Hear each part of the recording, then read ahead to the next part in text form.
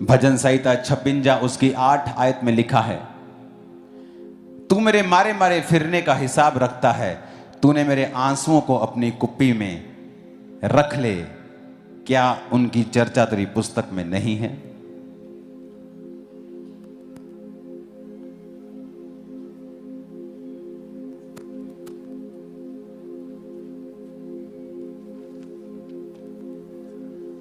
भजन संहिता 147 उसकी 3 आयत में लिखा है, वह खेदित मन वालों को चंगा करता है और उनके शोक पर मरहम पट्टी बांधता है।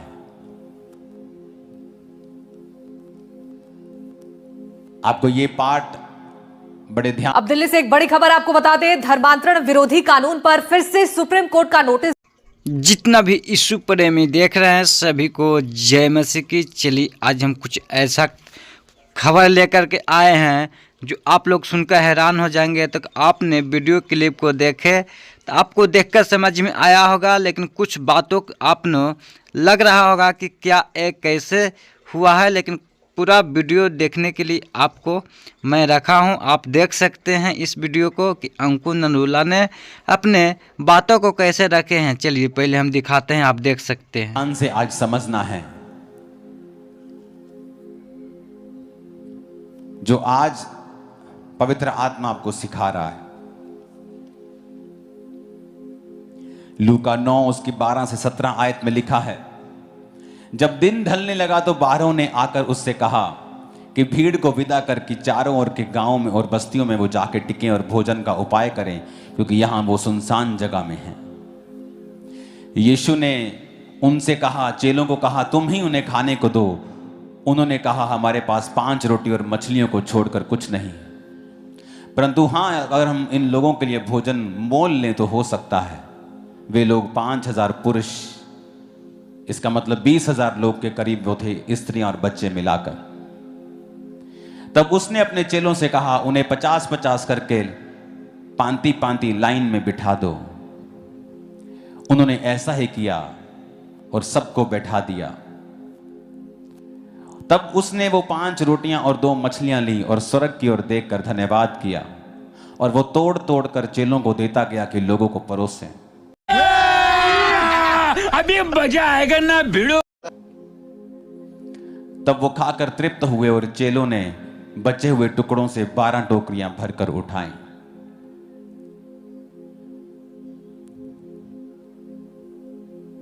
जब आप किसी व्यक्ति को आज देखते हैं मजबूत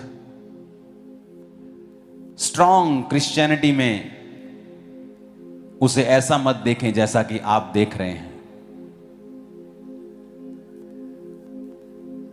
क्योंकि वचन कहता है कि परमेश्वर ने हजारों लोगों को खिलाने से पहले 5 रोटियों को लिया और उन्हें तोड़ा। अगर यीशु मसीह उन 5 रोटियों को 20,000 बंदों को खिलाकर 12 टोकरियां भर के उठा सकते हैं, तो यीशु मसीह के पास इतनी ताकत भी थी कि वो उन रोटियों को बिना तोड़े बढ़ा सके। अगर वो 5 रोटियों को तोड़कर बढ़ा सकता है तो उसमें इतनी ताकत थी कि वो 5 रोटियों को बिना तोड़े भी कह सकता था कि इन्हें ले जाओ और ऐसे ही लोगों को बांटो, और जब तुम बांटोगे ये बढ़ती जाएंगी। बात तो सही है। पर जीसस क्राइस्ट ने उनको कहा कि लाओ वो रोटियां मुझे दो, और बाइबल कहती जीसस ने वो रोटियों को तोड़ा। उसने उस ब्रेड को ब्रेक किया और वो तोड़ तोड़ कर चेलों को देता गया और वो लोगों को बांटते गए। लोग हैरान हुए कि 20,000 लोग वहां पे मौजूद हैं और किसी का भी पेट खाली नहीं है। सब तृप्त हुए, ओवर खाया सबने। कोई 2 रोटी खाता, उसने 4 खाई। सबने ओवर खाया और 12 टोकरियां फिर भी भर गई। कई बार आप अपने जीवन में सामना करते हैं टूटे हृदय का। आपकी लाइफ में घटनाएं होती हैं। क्रिश्चियन होने के बावजूद भी आप ये मत समझें कि आप पानी में नहीं जाएंगे या आग में नहीं जाएंगे।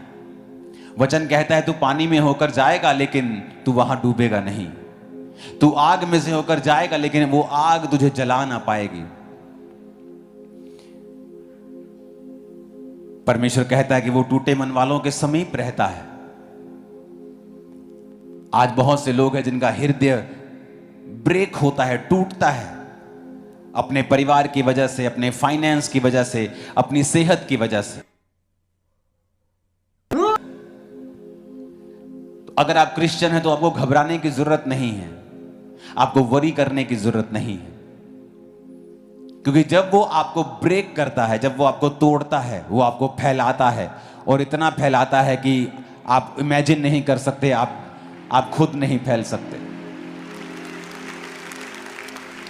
ये परमेश्वर की हॉबी है कि वो टूटे हुए चीजों का इस्तेमाल करता है।